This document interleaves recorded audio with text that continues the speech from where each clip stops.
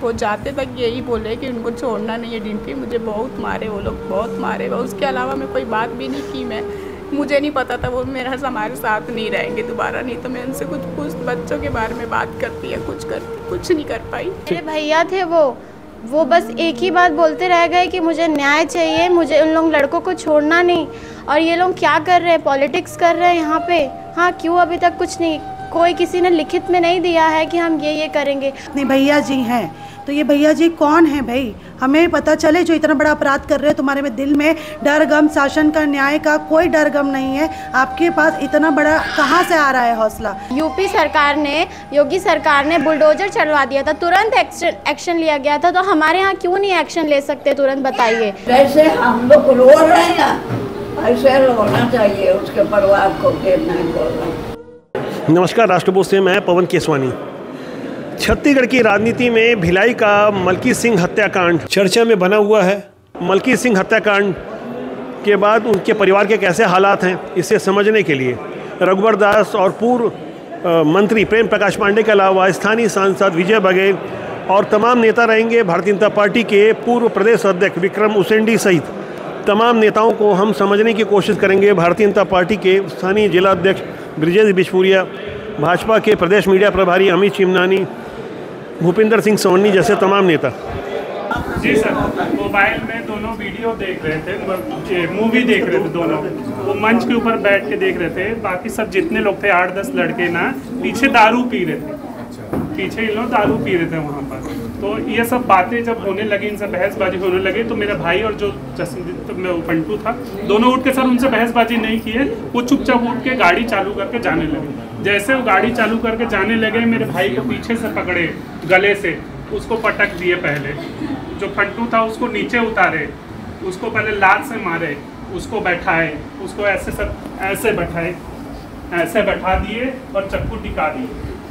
बोलते हैं यहाँ बहुत हल्ला हो रहा है, ज़्यादा हल्ला करेगा तो तेरा गला काट देंगे। उसके बाद मेरे भाई को सब मिल के मारे उसको। वो बेहोश हो गया, उसको बोलता रहा फंटू बचा इसको, मेरे को बचा कर, पर चक्कू लगा के रखे। वो कहाँ से बचाता उसको? वो जैसे उठता उसको बैठा देते, मार के चक्कू रख देते। वो बेहोश हो गया सर, मार खा के बेहोश हो गया। उसके ऊपर सब कूदे, सब कूदे। ये देखिए सर, मतलब तांडव की सर शरीर के ऊपर तांडव बेहोश हो गया। इसको फोटो खींचे सर, ऐसे मार के फोटो खींचे। ऐसा लग रहा है सीधा वीडियो भी बना। 30-32 साल का मेरा बेटा था, छोटा बच्चा था ना। मेरे भाई को मार रहे हैं और उसको चुप करा दिया। हल्ला करेगा तो तेरा गला काट देंगे। तो कहाँ से हल्ला करेगा? मेरा भाई वहाँ चिल्ला रहा है, बचा भाई बचा मेरे को, पर कोई नहीं बचा है। 8 जन मिल के मारे तो 2 जन हाथ पकड़ के रखे और 6 जन लात। ये सर बोलता है कि किसी में जब ऐसे लोगों में गर्मी रहती है ना, हम लोग निकाल देते, बोलता गर्मी। ये सर, ये गिरफ्तार हमारे बोलने से ये गिरफ्तार हो गए, पर शुभम शर्मा को इन्होंने गिरफ्तार नहीं किया।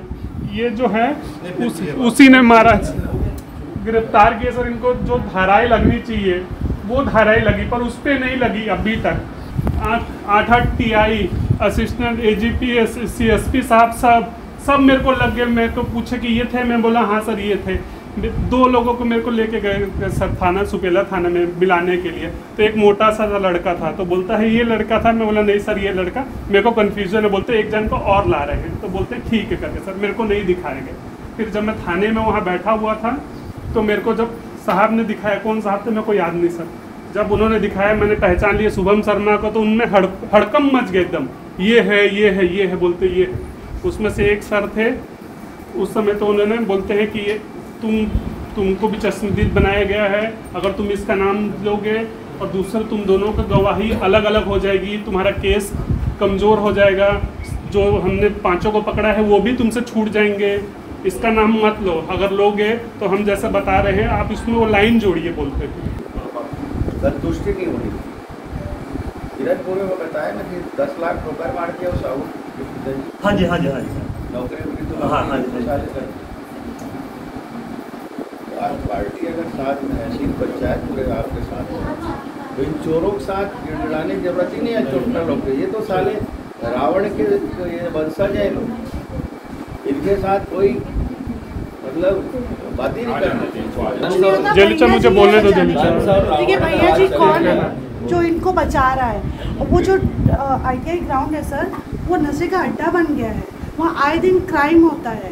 वहाँ पे चरस, गांजा, आपका मारपीट, छेड़खानी सब कुछ होती है। 10 लाख का जो आश्वासन आप लोग को मिला, 10 लाख रुपए सरकारी नौकरी। सर 10 लाख का कलेक्टर ने हमको बुलाया था ऑफिस में। उन्होंने 5 लाख का एक हमारे से बोला था कि 5 लाख CM की सहायता कोष से फंड कोष से मिलेगा। और फिर देवेंद्र यादव आए थे, सिख पंचायत के सामने बोले थे कि हमारे तरफ से जैसे वो विधायक हैं, विधायक कोटे से भी 5 लाख मिलेगा, मतलब 10 लाख दे दिए पैसा। कुछ सर हमको कौन पसंद है? विधायक कोटा से किसी को पैसा नहीं मिलता। तो पैसा आपको स्वीकार है क्या? ये जो आश्वासन दे रहे हैं हमारे को नहीं मिला, कुछ नहीं मिला ना। ऐसा मुंह से आप हमारे से बोल लेंगे 50 लाख रुपए दे देंगे, आपने मेरे को लिख के दिया, मेरे को चेक दिया, कोई नहीं दिया ना। ऐसे बातचीत हुई है। दिया था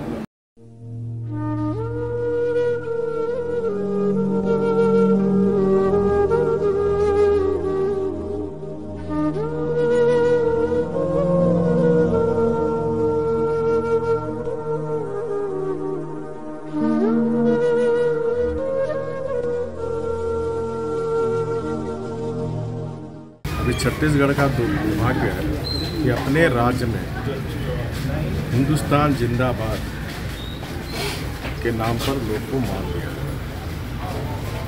जिस तरह परिवार के लोगों ने बताया, पूरे केस को प्रशासन लेपापोती में लगी है। मलकी सिंह की हत्या के बाद जिस तरह के हालात निर्मित हुए, मैं भिलाई के खुर्सी पार के जोन 2 के उस इलाके में हूँ जहाँ मलकी सिंह का घर है। परिवार में पत्नी है, 2 छोटे बच्चे हैं, पिता है, भरा पूरा परिवार है। आज भारतीय जनता पार्टी के राष्ट्रीय उपाध्यक्ष और झारखंड के पूर्व मुख्यमंत्री रघुवर दास आए थे। उसके बाद हमने परिवार के लोगों से बातचीत की, हालात को समझने की कोशिश की। अब पीछे देख सकते हैं मलकी सिंह की पत्नी है, ये 2 छोटे बच्चे हैं। और मैं उन्हीं से समझना चाहूँगा कि किस तरह से शासन से उन्हें मदद मिल रही है। क्या शासन ने जो आश्वासन दिया उससे आप संतुष्ट हैं? जब तक उनको सज़ा नहीं होगी मैं कैसे संतुष्ट हो सकती हूँ। मेरी यही है कि उनको फांसी की सज़ा हो। ये बच्चे कौन सी क्लास में पढ़ते हैं, क्या नाम है इनका? ये मेहर कौर है, वो विराज सिंह है बेटा, 2nd क्लास में पढ़ता है। ये LKG में है, DAV स्कूल में बेटा पढ़ता है, SNG में बेटी। आप लोग ऐसा मदद करो कि जो जैसे हम लोग रो रहे हैं ऐसे होना चाहिए उसके परिवार को। देर नहीं बोल रहा और नहीं हो सकता तो उनको हम लोगों को दे दो।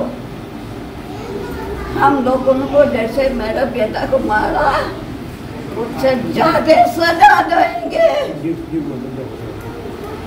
हाँ, जब ऐसा होना चाहिए। ऐसा नहीं है, नहीं तो फिर ऐसा हंगामा होगा। ये एक माँ का दर्द है, वो दिल से बात कर रही हैं। इनके आंखों में आप देख सकते हैं, उस तकलीफ को आप महसूस कर सकते हैं जिसके परिवार से जवान लड़का चले जाए तो क्या परिस्थिति होती है, शब्दों में बयान करना बहुत मुश्किल है। मेरे भैया थे वो बस एक ही बात बोलते रह गए कि मुझे न्याय चाहिए, मुझे उन लोग लड़कों को छोड़ना नहीं। और ये लोग क्या कर रहे हैं, पॉलिटिक्स कर रहे हैं यहाँ पे। हाँ, क्यों अभी तक कुछ नहीं, कोई किसी ने लिखित में नहीं दिया है कि हम ये करेंगे। वो तो हमें वहाँ धरने से उठाने के लिए और उनका संस्कार करना ही था, हमको उठना पड़ा। कितने दिन वो वहाँ अकेले रहते बताइए, इसीलिए हमको ये करना पड़ा। लेकिन ना कुछ लिखित में दिया है ना कुछ दिया है। बहुत उनको सपोर्ट मिल रहा है। ये छोटे छोटे लड़के हैं जिन्होंने इतनी बड़ा कांड कर दिया है। और उनका एक ही बात है, आजकल कोई जो बच्चे हैं, ये जो छोटे छोटे लड़के 17-18 साल के, इनको इतना इनकरेजमेंट कहाँ से मिल रहा है, इतना अपराध करने का कहाँ से मिल रहा है? इन लोगों को सहयोग, इनको मारने के बाद बोलते कोई बात नहीं, भैया जी हैं। तो ये भैया जी कौन है भाई? हमें पता चले जो इतना बड़ा अपराध कर रहे हैं। तुम्हारे में दिल में डर गम, शासन का, न्याय का कोई डर गम नहीं है। आपके पास इतना बड़ा कहाँ से आ रहा है हौसला? बस हमें यही चाहिए कि जो हमारे भाई के साथ हुआ है उन अपराधियों को फांसी की ही सज़ा मिले। और हम कुछ नहीं चाहते हैं, चाहे वो किसी भी नेता, अभिनेता या कहीं का भी लड़का हो या कहीं के भी कोई हो, बस हमें फांसी चाहिए और कुछ नहीं चाहिए। यहीं पर बुलडोज़र चला दिया गया था एक जन का। यूपी सरकार ने, योगी सरकार ने बुलडोज़र चलवा दिया था, तुरंत एक्शन लिया गया था। तो हमारे यहाँ क्यों नहीं एक्शन ले सकते तुरंत, बताइए? हाँ, जबकि सामने सामने सब कुछ है, आपके पास क्लियर है। रिपोर्ट भी पुलिस ने नहीं ली। तो ये क्यों पुलिस ऐसा कर रही है, किसको बचाना चाह रही है? हाँ, एक दरिंदे को बचाएगी तो कितने लोग यहाँ पे बैठे हैं जिनके जान खतरे में है। और सामने सामने हमें धमकी मिल के गई है कि फिर से ये भैया को, मतलब बड़े वाले भैया को भी बोला गया है कि वैसे करेंगे करके। किसने दिया धमकी? वही लड़कों ने, शुभम शर्मा ने। जी, आप कुछ कहना चाहेंगे? सर कैसे भी करके बस उनको फांसी की सज़ा हो, उनको न्याय मिलना चाहिए, उनकी आत्मा को शांति चाहिए। वो जाते तक यही बोले कि उनको छोड़ना नहीं है। डिम्पी मुझे बहुत मारे वो लोग, बहुत मारे। उसके अलावा मैं कोई बात भी नहीं की।